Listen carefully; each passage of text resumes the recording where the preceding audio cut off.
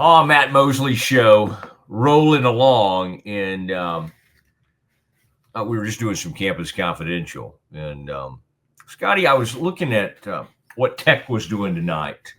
You're like, Mosley, why do you care? Well, Grant McCaslin, great friend of the show, and my old fraternity brother, although he's a couple of years younger. And by couple, I mean 4. But they're doing like a big block party tonight, the women's and men's team, and they had a huge turnout last year. And they have it's an outdoor, they got the basketball court, the little kids have a dunk contest, the 2 teams are introduced. This seems like a no-brainer. This seems like something the Bears ought to do. I think party on Broadway, because that must be a major street right around Texas Tech. And they're all going to gather there. Really, I'm going to send this to you, Scotty. It looks like something we might enjoy. Scotty, where would the Bears do this? On LaSalle? Party on LaSalle? Oh, man. Party on University or MLK? I don't know. What would be if you were going to have a block party, Scotty, in Waco, Texas, what's the best environment for that? Maybe we have to be downtown, either Franklin or Austin. Well, what about right by our place? So I got news for you, Matt Mosley. We may have to start advertising for it at the conclusion of football season, but Rogue is a participant in Waco Block Party every single spring. And that is they shut down between 8th and 9th on, I guess that's Columbus Avenue up there. Columbus, okay. Around 8th and 9th in Columbus. It's right next to Southern Roots Brewing, who's also a co-sponsor of Waco Block Party. And they have live music and games and all sorts of things going on. I went last year for the first time. Nice. So you just hope they don't have any of that drinking in public over there by Columbus Avenue Baptist. You are still a safe like 6 or 7 blocks from Columbus Avenue. Good. But there is plenty of Southern Roots to go around. It was a good time last year. You would have a lot of Durhams out there kind of running around chasing people off. We got too close to Columbus Avenue. Well, there's some good Baptist churches down there. First Baptist, great job. Like Matt. Matt's a great guy there. Columbus Avenue, all within a stone's throw. And you get that Methodist church down on Austin Avenue Methodist, where I played a lot of hoops. I don't know if that was First United Methodist or Austin Avenue Methodist. I think that's where they had a little outdoor basketball court. We'd sneak in there. We had a great time. We had to climb the fence every once in a while, but had some bad injuries in there. Took some people into the fence. Had some pretty bad cuts, that kind of thing. That's okay. But it is the Mosley show. It's been a loose. I like today. I like today's program because it's been kind of fun. We've been goofing around. We had Nikki Collin stop by. Nikki's always great. Most Baylor coaches love doing media. It's like we found the one guy who's like the shyest. Our football coach is like, I'm not doing any media. But everybody else is just awesome. So, think about that. Glenn Moore, Mitch, softball and baseball, track. Michael's great. Michael Ford. I can't think of a single coach. Even the national championship, equestrian, the tumbling folks, the acrobats.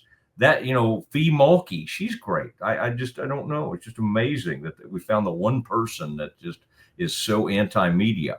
Okay, it is. By the way, I'm not going to be one of these people. What I want to try to do over the next few weeks, depending on whatever happens to Dave, what I don't want to do, Scotty, is like wait till he's fired and then you hear, oh, Mosley knew all this stuff. Here, blah, blah, blah, blah, blah, and I beat up with him. I've seen a lot of that in media. And I saw it even with that. And that guy does a great job, by the way, that he's become a big voice in college football. And his name is Josh Pate. And he's really, really good. But he's like, why do you wait till Brian Kelly's fired if you have all this great information? Like the other day, he's just like, boom, boom, boom. Interesting take on Brian Kelly. I'm like, no, man, say all that stuff when they're still the head coach. You shouldn't be scared. Like, this is why I was down on Brian Kelly professionally. I can say it now that he's fired. No, man, say that stuff when they're still there. That's how the real ones do it. You don't wait till somebody's fired and then run out there. I mean, it's like some people did that when Kim, when Baylor and Kim parted ways. Some people got out there and like, boom, boom, boom, hammer. I'm going to say all these negative things about Kim. Well, hey, say it when she's there. Don't be out there running. Now it's safe. I'm going to get out here and say a bunch of negative stuff. Come on, man. That's not how it works. Get out there with it if you got something to say. All right, Scotty. Scotty's not shy. Please beware. Please bear with me. The podcast and Scotty gets out there. Who else do we have, Scotty, who's been on the show a lot lately? I noticed we had some people commenting, and you threw them up there during Nikki. I love that. It's not please bear with me. It's bear the truth or something. Bear the truth. That's my guy. I like that. Good. Bear the truth. And we're going to find a way we were going to take our act over to Twitter today, and then we discovered you have to actually pay for it. We just like, hold on. Let's go find somebody's credit card. I've got his Venmo information. Scotty, we'll get all that taken care of though. Love a good. Now let's do some the one thing. Okay, we'll do some Cowboys. Only one quick thing, Scotty. One quick baseball thing. I'm a little bit like my eyes are even droopier. The bags under the eyes more than usual. I may need to slip on my sunglasses because at about 1:45 this morning, I'm up watching. It's in the bottom of the 18th. It's a World Series. And, when you're in sports, and this is what you do. And you love baseball. It's used to be America's pastime. It's still a beautiful game. It's still a talking sport. It's still wonderful. Here's why, Scotty, even you who's kind of become a baseball curmudgeon down on baseball, here's why I think even you can get nostalgic and get interested in baseball, because you have Shohei Ohtani, the greatest player of the past 2 decades, is in this game for the Dodgers and the Blue Jays. This is game 3 last night. Blue Jays are up. It's 5-4. Ohtani getting kind of late. Now, how in the world would you pitch to Shohei Ohtani? He's already had 2 doubles and a home run, and he hits another home run to get that thing tied at 5-5. So that's about the 7th or 8th inning. And from that point on, finally, it took 2 doubles and 2 home runs to get Schneider. They walked him the rest of the game. They intentionally walked him 4 times. One time they pitched to him, but weren't really pitching to him. So that's 5 times. He reached base 9 times. It's never happened.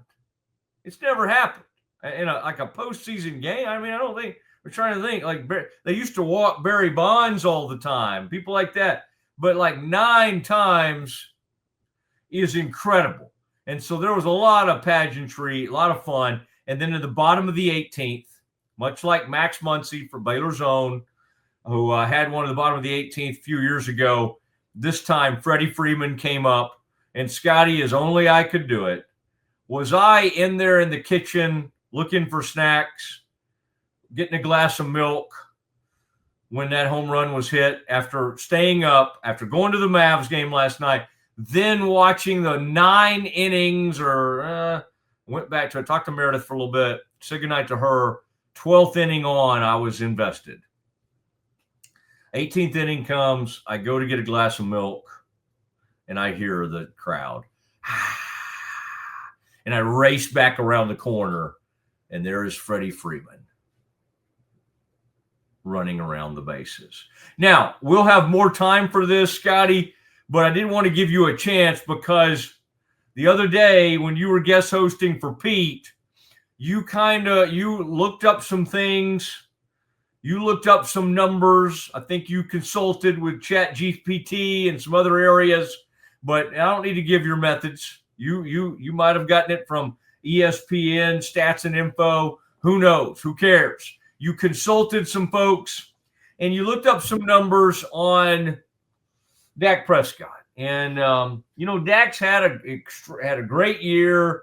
They're 3-4-1. He's put up wonderful numbers. This is, by a lot of metrics, the number one offense in the NFL. They score a ton of points, but honestly, they haven't been particularly great on the road. Let's note that. They got beat 31-14 at Chicago. They got embarrassed there. And then the other day, they got 24 points, but some of it came late with their second string quarterback. They put him in there. He threw a gorgeous ball, but they got beat 44-24. All right. And again, 17 of the points came when the game was still fairly competitive. But Scotty, you did a little research, and boy, I tell you, I hate to see you besmirch the good name of one Dak Prescott. But what did you come up with, sir? Matt, the old saying is, when someone shows you who they are, believe them. And for about 6 or 7 years now, I have persisted that Dak Prescott has taken the Dallas Cowboys as far as he will ever take them. And it is because, A, he keeps getting injured. And I hope he looks good. He looks healthy this year. I hope he stays healthy, obviously. Rooting for him to stay healthy and play well. But my second issue with Dak has always been that as an emotional fan watching the games, he stat pads, and we criticize basketball players for this all the time. He stat pads against really bad teams. And then when the lights turn on and he has to go up against a good team, he flounders and often turns the football over. Now, what I did, I will share my methods. I do not mind. You are welcome to check me if you think I'm dead wrong, audience. I asked Grok to look at Dak's statistics season by season. And in each season he has played, what are his numbers against teams that made that postseason versus teams that did not? So, for instance, if Grok is looking at Dak's stats in 2017, it would be teams that made the 2017-18 postseason versus teams that did not. Then I had those stats compiled. And Matt, the numbers verify what I felt emotionally. Against non-playoff teams in his career, Dak has thrown 128 touchdowns to 37 picks. Additionally, he has rushed for 24 touchdowns. So Dak, against non-playoff teams, I'm going to count the rushing touchdowns. I think if you run for touchdowns as a quarterback, that should be a credit to you. He has amassed 152 total touchdowns to 37 interceptions. That is Hall of Fame level, all pro level stuff. And that is why every single year, including this year, we get baited into thinking this guy is an elite quarterback. However, Mr. Mosley, against playoff teams, Dak has thrown for 85 touchdowns and 45 picks. By the way, he has played far fewer games against playoff teams than non-playoff teams, but he's thrown 45 picks against playoff teams as opposed to 37 picks against non-playoff teams. He's only rushed for 5 touchdowns against playoff teams, bringing his totals to 90 touchdowns to 4 interceptions against playoff teams. That's 2-to-1 touchdown to interception ratio. I shouldn't have to tell you, Mr. Mosley, that is not good enough to be the highest paid quarterback in the NFL. Last thing I will say, and I think more importantly than the data on what Dak throws, touchdowns or interceptions, wins and losses. Against non-playoff teams, Dak is a remarkable 59-19, which is why the Cowboys have made the playoffs most of his career. Against playoff teams, Dak is 21-32. He is 21-32. Suffice it to say, when they went on the road to Denver, He threw 0 touchdowns and 2 interceptions, and the Cowboys got beat badly. What happened to this offense? Matt, it's very simple. This is not a quarterback who plays good football against good football teams. Okay, first of all, I've got a Grok assignment you've made me think of. And okay. So since this Grok, he's a new employee, just joined us at Rogue. But no, the AI, it's because this will be, and I'll be anxious to see what we find. I think you should, using the same metrics. First of all, we need to kind of think of some quarterbacks that we think of basically in his class that are similar level. But the other one that I think would be a quarterback that you have admitted having a huge passion and love for, and a quarterback that, I used to actually travel with from time to time. But that would be Tony Romo. I love Tony Romo. And yeah, and it may come out great for Tony, because I do remember against some big time teams him having great games. But I'm sure, most quarterbacks are going to have better numbers against the worst teams. You're supposed to feast on bad teams, so that part of it, is going to be built into most quarterbacks. But now, I will admit that but hold on, Scotty. 21 and 32, that's concerning. That whatever that stat was, the 21 and 32. What was that? Against playoff teams? Okay, but what was the 90? Oh, that was the numbers against those teams. I got you. So those were the numbers. Okay, so yeah, using the exact same metrics, I think it would be interesting to look at Tony, and then also some people, and of course it changes when somebody wins the Super Bowl because we view them completely differently. But it'd be interesting to because now we look at him differently because he's been playing so well with the Detroit Lions. But people like Stafford and Jared Goff, I would say just folks that would, over the course of their career, have kind of somewhat similar numbers to that. Now, Stafford's been around longer, so he'll have more games. Goff is about the same.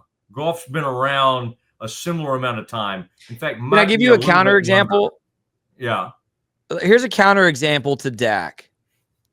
If I asked the average Cowboys fan today if they'd rather have Jalen Hurts, I think most people would say no. I think there's a perception, because of how they play the game, that Dak Prescott is a better NFL quarterback than Jalen Hurts. But I suspect, and I'll do the research because that is an interesting thing to look at, to compare. I suspect Jalen Hurts numbers get better against better opponents. And I suspect that in part because in his career, which is half the length of Prescott's, he's already made 2 Super Bowls and he won one of them. He won the Super Bowl MVP. So when it comes to quarterback, Lamar Jackson and Josh Allen are about to enter the phase of their careers where they are going to get raked over the coals every single year. They don't make a Super Bowl because they're so talented, but yet they cannot beat Patrick Mahomes. Although I think Allen's numbers, and even winning record would be much better than Lamar's in the postseason. Yes. I think it is. Yeah. It is. I don't even have to look that one up. But my point being, I think Cowboys fans are at a place with Dak where it's like, we've done this for 10 years. It's like, oh my gosh, he's so good.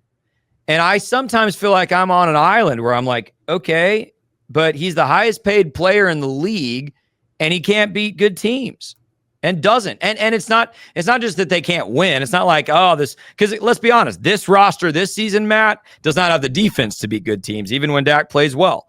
But it's that he particularly turns the ball over at quite a higher clip against good teams. It comes back to him.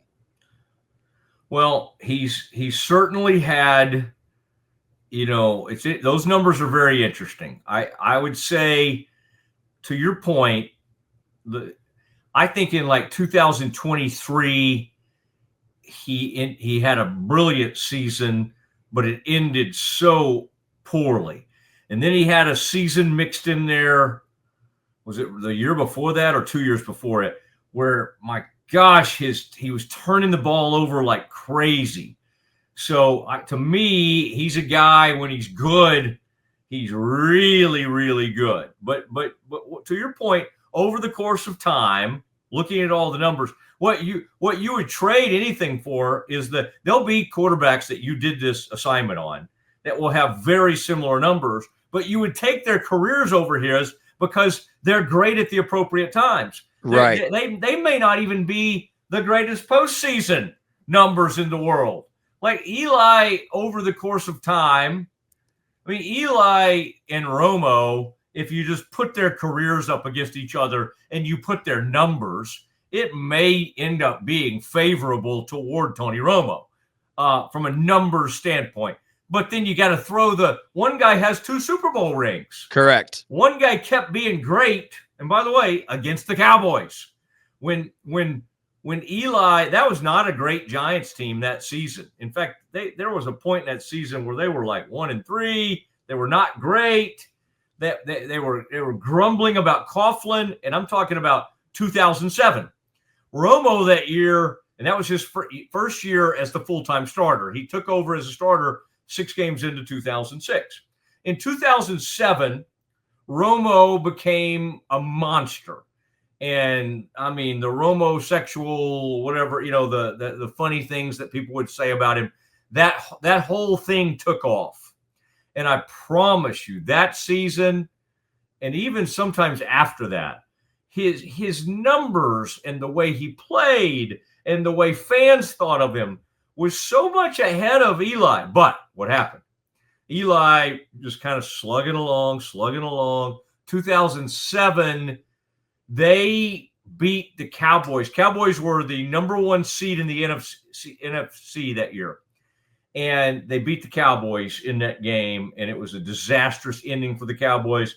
And they had taken a trip during the bye to Cabo or wherever, and it was embarrassing, and it made Romo look really bad. And but yeah, if we looked at their numbers, though, Scotty, like I think Romo's raw numbers would be just as good a career as Eli, but he just doesn't have the 2 Super Bowls, which are huge. And by the way, that year that the Giants weren't that good, they just rolled through the playoffs. And then one of those years would have been later. The Giants won another Super Bowl when the Patriots were trying to go for a perfect season. What was that, Scotty? Was that 2011? The Patriots were trying to go for a perfect season, and the Giants beat them in that Super Bowl. And so Eli's total numbers pale in comparison. It was 2007 that the Patriots were perfect. Until Eli beat them. Oh, wow. So Eli had to beat a really good Cowboys team in that postseason in the divisional game, and then he turns around and beats one of the greatest teams of all time in the Super Bowl. Yep. Wow. And by the way, I was there when 2 things happened that season. He had the crazy moment where Tyree caught the ball against his helmet, and Rodney Harrison was defending on that play. And then in the NFC Championship game, Scotty, I had this great seat to watch the end of Favre's career. That game was in Green Bay, and they had it, man. Green Bay could have easily won that game, and that was it. And then it started Brett coming out of retirement. Rodgers would take over after that. Wow. There were some interesting things going on. But, man, I'll tell you what, but that's interesting, Scotty. We'll look. We got to say goodbye, but let's look at Romo's numbers. Just do the same kind of thing you did for Dak. And, You know what's funny is, Scotty, there are probably numbers we could make sing that would make Dak look great. These do not help him. And I'm not saying you're trying to make him look bad. I think these are very fair numbers. How does he do against actual playoff teams from those seasons? And he doesn't look great. Now, are you the only one on the team when you're a quarterback? No. Did he not get enough help in some of those games? Certainly. Would we look back at some of those losses and did he perform well in those games? Sure. He played great in that loss to Rodgers in 2016. Played great in that playoff game. But Rodgers and the Packers and Mike McCarthy found a way to beat them in that 2016 game. All right, Scotty, that's great. You can tell I get that jazzes me because then I get to kind of dip into my past and all that kind of stuff. So good stuff. Fun show today. We'll plan on doing another one tomorrow. Scotty from Sick'em 365, this is a mysterious man. It's hard to pin him down for an interview, but Colt Barber, one of the founders of Sick'em 365, will pop on with us at 2:00 tomorrow. So he's asking me, Scotty, like how, and by the way, the landing. Thank you, Brazos Landing. Thank you. We love you. We'll be there soon at the Brazos Landing. Scott, you know how people say, well, how long do you need me? How long will that be? Well, I think what my answer is going to be is 1 hour. We'll need him for the full hour. You think he'll do it if I say that? Colt. Colt's been mad at me in the past at times, but I like Colt, and he'll have some really good things to share.